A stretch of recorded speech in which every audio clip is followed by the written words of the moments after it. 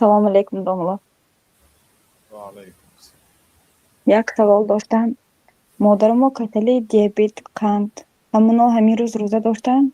امو سرشت حاضره کار رفتگی میگن که همین کار دست پاچم وضعی دست بیحال بیمدار میشود که همین آدم روزه نداره نگون خیلی زکات یکون چیزی برای روزه نداشتگیشان یا کار میکنن اما در وقت کار بیمداری پاچکاشون وضعیده میسا چون نقص حس نکدن.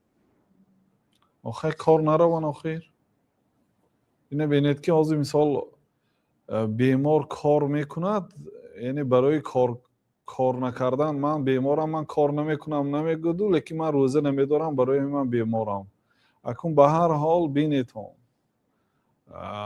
مثال اگر رفتو کار به نروان روزه داشته تونن روزه دارن یعنی وللآخرة خیر لک من الاولی. الله تعالی میگه که آخرت برای تو از دنیا بهتر است. یعنی عزیز شاید اگر در خانه شینن میتونن داشته کار کنن داشته نمیتونن.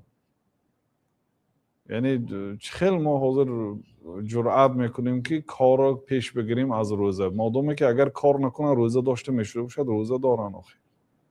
انا این 5 روز گذشت الکی اگر میرد همه روزه افطار میکند آدمی که روزه خورده است غمگین دلش سیاه میگردد. ها اگر بیمار باشد و به سلامتی ضرر میکرده باشد شریعت اجازه داده است. من کان منکم مریضا او علی سفر فعدة من ایام اخر.